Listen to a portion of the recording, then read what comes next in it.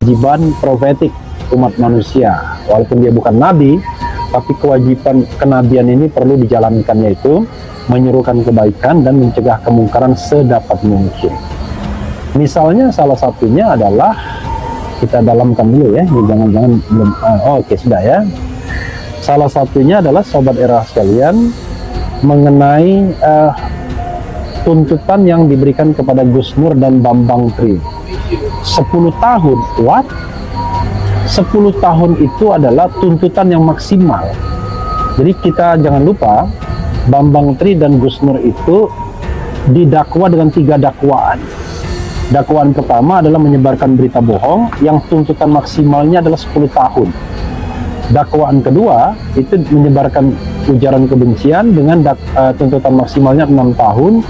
Dan yang ketiga adalah penodaan agama dengan tuntutan maksimalnya 5 tahun. Coba bayangkan ya, untuk hal yang sama sekali tidak jelas, tiba-tiba dituntut maksimal. Padahal kita tahu bahwa selama proses persidangan tidak ada dasar untuk mengatakan bahwa baik Gus Nur maupun Bambang Tri telah menyebarkan berita bohong atau hoax yang terkait dengan ijazah Presiden Jokowi. Karena Bambang Tri membuat buku investigasi dan Gus Nur mengundang dia ke podcast dia dalam rangka untuk meyakinkan, maka dibuatlah mubahalah atau sumpah. Dalam Islam ada. Bagaimana kita mengatakan ini hoax sementara versi yang tidak hoaxnya kita tidak pernah dapatkan? Dan ini terlalu berlebihan sobat era sekalian. Indonesia sejak dulu kala tetap dipuja-puja bangsa. Semakin kesini semakin lucu saya lihat Refli Harun ya. Semakin kesini semakin kesana. Refli Harun, kok bisa-bisanya gelar profesor katanya ya, itu bisa dikendalikan oleh manusia yang sekolahnya sampai kelas 5 SD, dan bisa dikendalikan oleh orang yang sama sekali tidak mengenyam bangku perkuliahan. Profesor bisa terkecoh oleh mereka berdua, agak aneh saya. Serius, makanya layak untuk dipertanyakan kehormatan gelarnya sama enggak dengan kehormatan cara berpikirnya.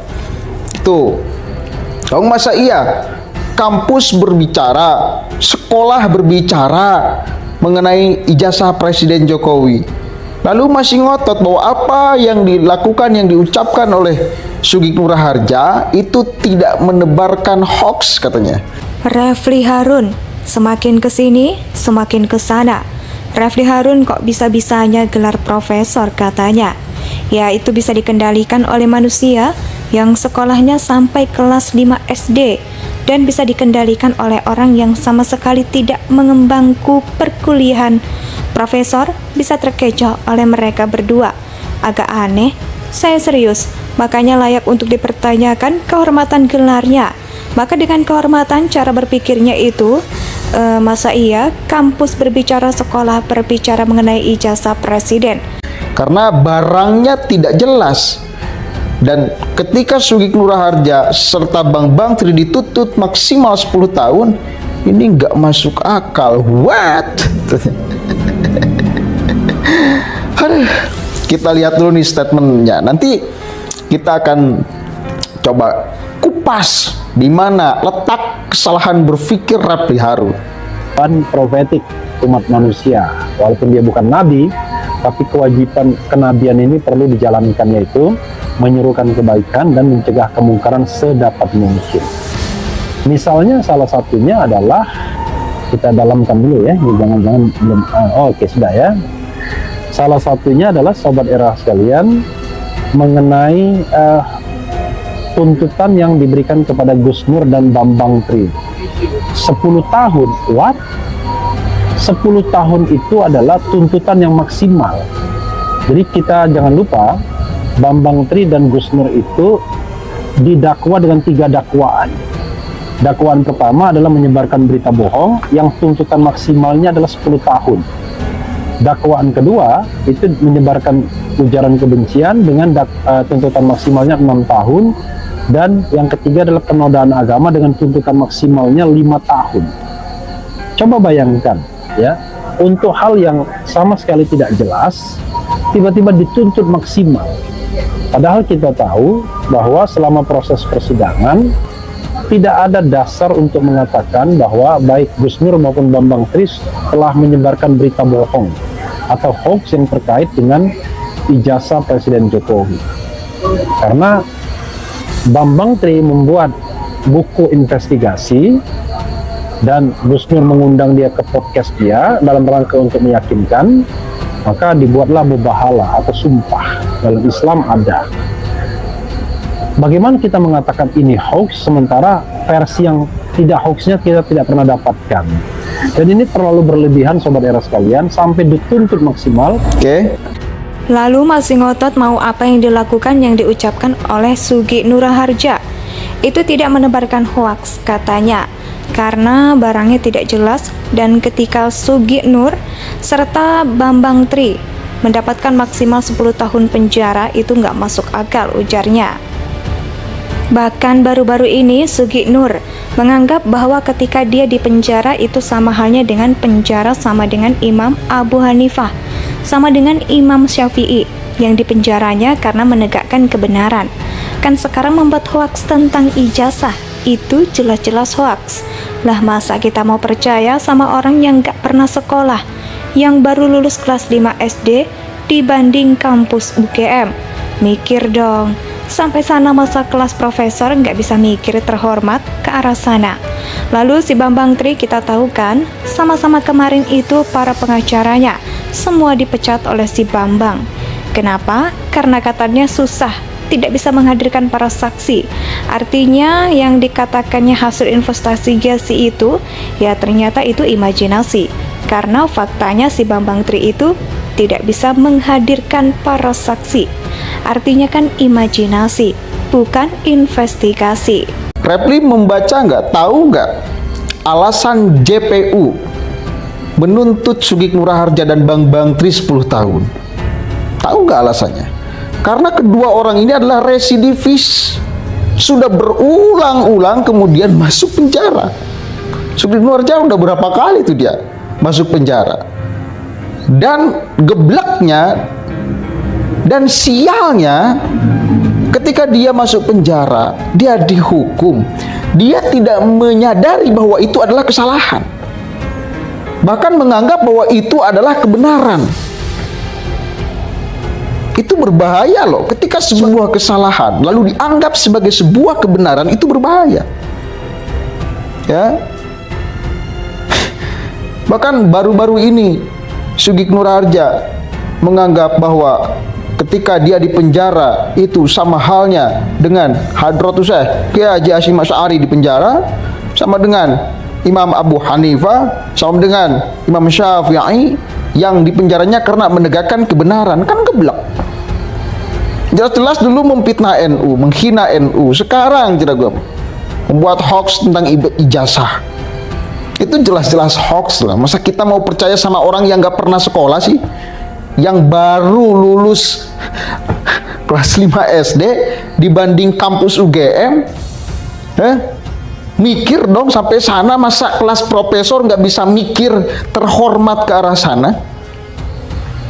Lalu si Bambang Tri, kita tahu kan sama-sama, kemarin itu para pengacaranya semua dipecat oleh si Bambang. Kenapa? Karena katanya susah, tidak bisa menghadirkan para saksi. Artinya buku yang katanya hasil investigasi itu ya,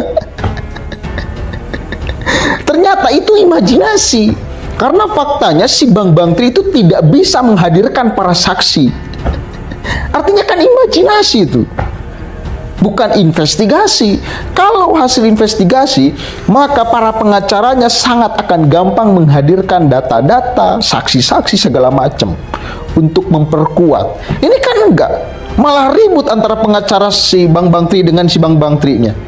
Kenapa? Karena katanya pengacara tidak bisa menghadirkan para saksi. Coba bayangkan, itu jelas loh diucapkan oleh para pengacaranya kemarin. Makanya dipecat semua sama Bambang Tri. Masa tidak membaca ke arah sana si Repli? Masa tidak tahu perkembangannya bahwa si Bambang Tri memecat semua para pengacaranya? Lalu kemudian urusan tuntutan 10 tahun. Itu alasan JPU. Dan memang ada hukuman maksimal. Boleh gitu loh. Digunakan ini hukuman maksimal. Salah satunya kepada orang residivis yang berulang-ulang masuk penjara. Saya kira layak sekali kemudian tuntutan ini diberlakukan kepada orang yang selalu berbuat kesalahan dan dia tidak menyadari kesalahannya. Coba Sugeng Muraja malam isu-isu kan dari kemarin. Dia ngomongnya tunggu di pengadilan akhirat, tunggu di pengadilan Allah. Itu jurus terakhir tuh. Kalaupun Anda tidak ngomong seperti itu, pengadilan Allah pasti akan datang. Gak perlu kemudian Anda keluar-keluar seperti itu. Hak itu namanya pengadilan Allah tuh. Gak perlu Anda berbicara kayak gitu. Itu jurus terakhir, Sugi, supaya tetap mendapatkan legitimasi dari masyarakat bahwa apa yang dilakukannya adalah kebenaran. Karena sudah sangat abstrak, sudah sangat tidak bisa mengeluarkan dalil di dunia, maka dia pergi ke akhirat. Ngapain ngomong tentang pengadilan Allah? Anda tidak berucap itu pun pengadilan Allah pasti akan datang dan semuanya pasti akan diadili. Santai aja. Ya, nggak perlu Anda ngomong kayak gitu seolah-olah Anda emang bisa intervensi. Mulut itu semua dikuncikan nanti di pengadilan Allah pada masyarakat. Yang bicara itu tangan, yang berbicara itu kaki, yang berbicara itu telinga. Gitu. Jadi nggak usah keluar-keluar. Nggak usah keluar-keluar tentang pengadilan Allah lah. Hadapi aja pengadilan dunia. Seolah-olah kan kayak gitu, seolah-olah nanti lihat. Ngapain? Sudah pasti bakal ada kok. Nggak Anda ngomong kayak gitu, pengadilan Allah pasti bakal ada. Santai aja Pak Sugi. Yang jelas Anda harus menghadapi pengadilan dunia dulu karena Anda sedang diadili. Lalu kan dia kowar-kowar, nggak ada yang dirugikan. Kata siapa nggak ada yang dirugikan? Anda ngomong kayak gitu itu menyangkut kehormatan loh. Kehormatan negara, bukan lagi biasa-biasa. Presiden yang Anda pertanyakan, yang Anda sebarkan hoax informasi ijazahnya. Kasihan ya kepada Refli Harun. Oh, gelarnya mentereng, sangat terhormat, tapi pikirannya sangat tidak terhormat. Layak sekali saya kira digunakan tuntutan itu untuk seorang residivis yang bukan hanya sekali pernah dipenjaranya, berulang-ulang, dan dia tidak merasa bahwa apa yang dilakukannya salah. Itu masalahnya. Urusan mubahalah saya sudah jelaskan kemarin.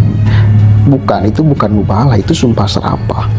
Indonesia tanah air beta, pusaka abadi nan jaya.